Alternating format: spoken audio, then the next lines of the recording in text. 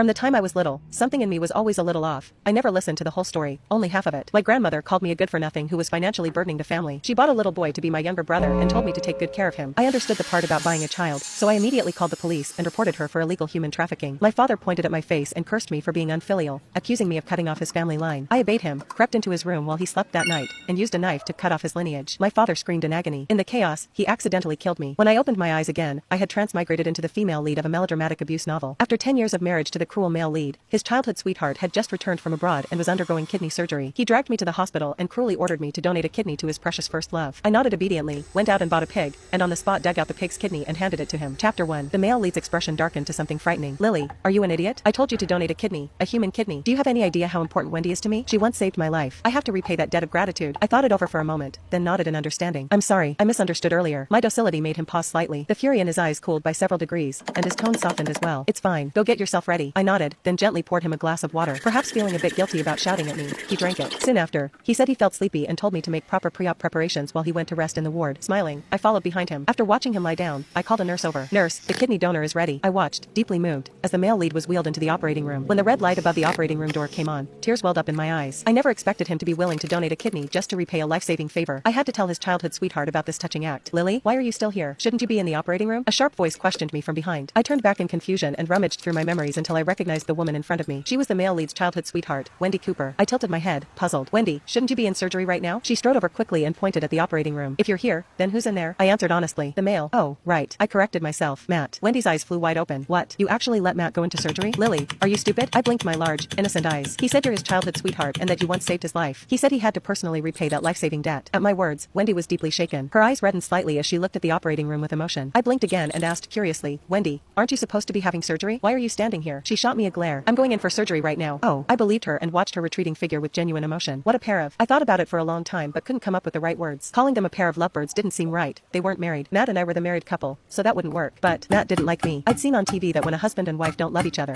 they can choose to divorce. I patted my slightly defective head and pulled out my phone to contact a lawyer about divorce. When Matt was wheeled out of the operating room, I dutifully went over to take care of him, as his wife should. When he finally woke up and noticed the incision on his chest, he immediately demanded, Lily, what did you do to me? I blinked and answered truthfully, a kidney donation surgery. He glared at me furiously. Are you stupid, Lily? I told you to donate your kidney. Why did you donate mine? Chapter 2. Before I could say a word, Wendy walked in with reddened eyes and threw herself into Matt's arms, overcome with emotion. Matt, thank you. I never imagined you'd be willing to go this far for me. Crying so hard she looked pitiful, Wendy successfully dampened Matt's rage. His gaze softened, the emotions in his eyes turning as sweet as honey. Even his voice grew gentle. For you, I'd do anything. When he looked at me again, his eyes turned vicious. Can't you see I'm a patient? Hurry up and get me something to eat. I didn't want to, but I was his wife. We weren't divorced yet, so I had a responsibility. The problem was, I didn't know how to cook, but he ordered me to do it anyway. Following my memory